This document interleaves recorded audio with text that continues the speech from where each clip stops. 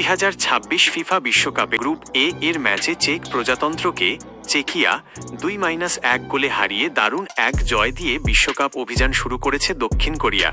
মেক্সিকোর গুয়াদালাজারা স্টেডিয়ামে অনুষ্ঠিত এই ম্যাচে 1 গোলে পিছিয়ে পড়েও দুর্দান্তভাবে ঘুরে দাঁড়ায় এশিয়ান পরাশক্তিরা।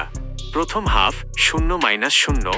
প্রথমার্ধে শন হিউং মিনের নেতৃত্বে দক্ষিণ কোরিয়া বল দখলে এগিয়ে থাকলেও গোল করতে ব্যর্থ হয়। উভয় দলই বেশ কিছু সুযোগ হাতছাড়া করায় গোলশূন্যভাবে শেষ হয় প্রথমার্ধ। চেক প্রজাতন্ত্রের লিড 59 মিনিট। ম্যাচের 59 মিনিটে লং থ্রোইন থেকে পাওয়া বলে হেড করে চেক প্রজাতন্ত্রকে 1-0 গোলে এগিয়ে দেন তাদের অধিনায়ক লাদিস্লাভ ক্রেচিস। দক্ষিণ কোরিয়ার সমতা 67 মিনিট। পিছিয়ে পড়ার মাত্র 8 মিনিট পরেই দক্ষিণ কোরিয়াকে সমতায় ফেরান মিডফিল্ডার হাওয়াং ইন বম ফ্যাং ইন বিয়ম।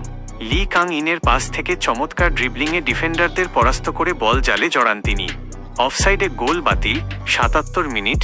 77 মিনিটে চেক প্রজাতন্ত্রের টমাস সুচেক ফ্রি কিক থেকে হেড করে গোল করলেও লাইন্সম্যান সেটি অফসাইডের কারণে বাতিল করেন। জয়সূচক গোল 79 মিনিট। ম্যাচের 79 মিনিটে হাওয়াং ইন বমের নিখুঁত ক্রস থেকে বদলি খেলোয়াড় হিসেবে নামা হিয়ন গিউ ও হাইয়ন জিওয়াইউ দারুণ ফিনিশিংয়ে দক্ষিণ কোরিয়ার জয় নিশ্চিত করেন। গ্রুপ এ এর বর্তমান অবস্থান। বিশ্বকাপের উদ্বোধনী ম্যাচে দক্ষিণ আফ্রিকা ক্রু 2-0 গোলে হারিয়ে গোল ব্যবধানে এগিয়ে থেকে টেবিলের শীর্ষে রয়েছে সহ আয়োজক মেক্সিকো। সমান 3 পয়েন্ট নিয়ে দ্বিতীয় স্থানে অবস্থান করছে দক্ষিণ কোরিয়া। পরবর্তী ম্যাচ আগামী 18 জুন। গ্রুপ পর্বের পরবর্তী ম্যাচে মুখোমুখি হবে দক্ষিণ কোরিয়া ও মেক্সিকো। একই দিনে অন্য ম্যাচে মুখোমুখি হবে চেক প্রজাতন্ত্র ও দক্ষিণ আফ্রিকা।